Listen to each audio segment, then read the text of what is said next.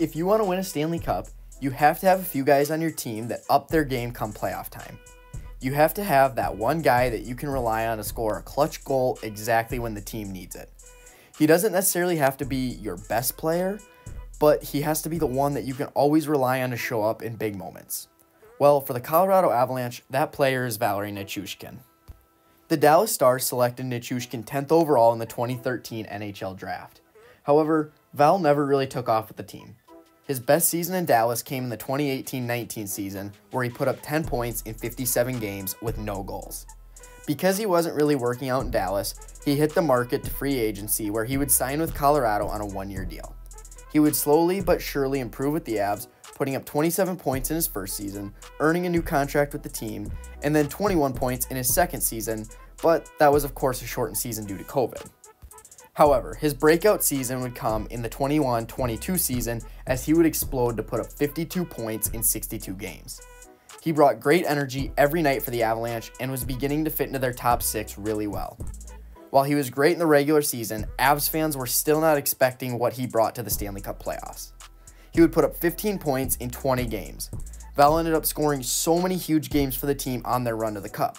He had the series-winning goal against Nashville. He had a big goal in Game 1 against the Blues. He had a great 2-goal performance in Game 3 in Edmonton, and would have 4 goals and 6 points in the Stanley Cup Final against Tampa Bay. What made this even more impressive was that he basically broke his foot after blocking a shot in the series, but still played and contributed every game to win the Stanley Cup.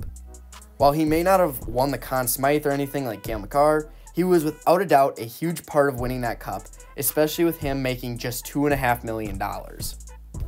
Because of his amazing performance, Nichushkin was rewarded with an 8-year, $6.125 million deal from Joe Sakic and the Avalanche.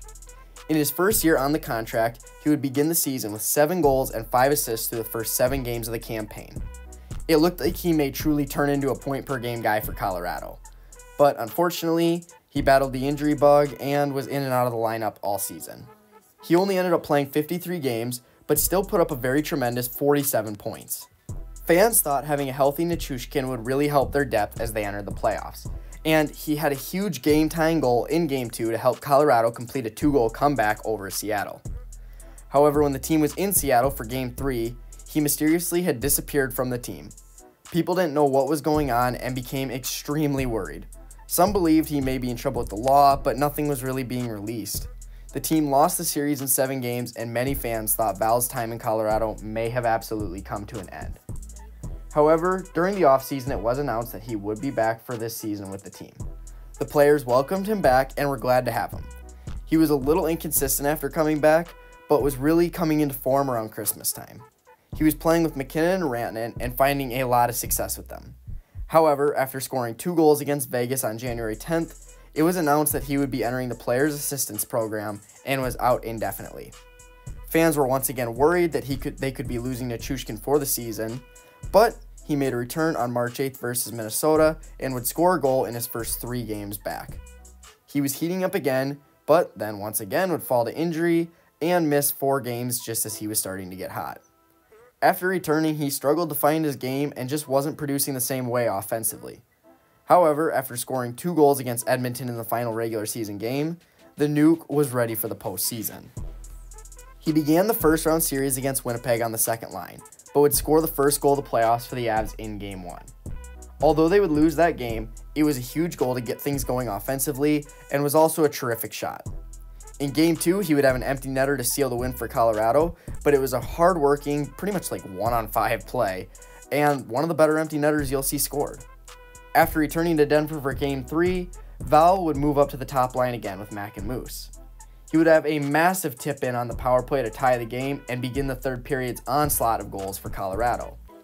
Then his legacy game would come in Game 4 as he would lead the way for the team with his first career hat trick. He was all over the place all day and was now on an absolute heater.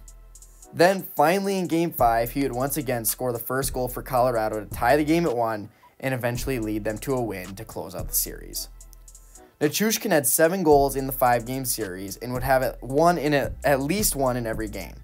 He was such a huge X factor for the Avs throughout the series and really helped provide more depth for a team that was considered to be very top-heavy coming into the playoffs. He is without a doubt one of the best playoff performers for the Avs right now and should be a huge piece on another run to the Cup for the team. But with that being said, what do you guys think? Obviously, Val has had his struggles, but when he's healthy and chugging along, he is one of the biggest X factors for this team. With that being said, I would like to say thank you guys for watching, and I will catch you next time.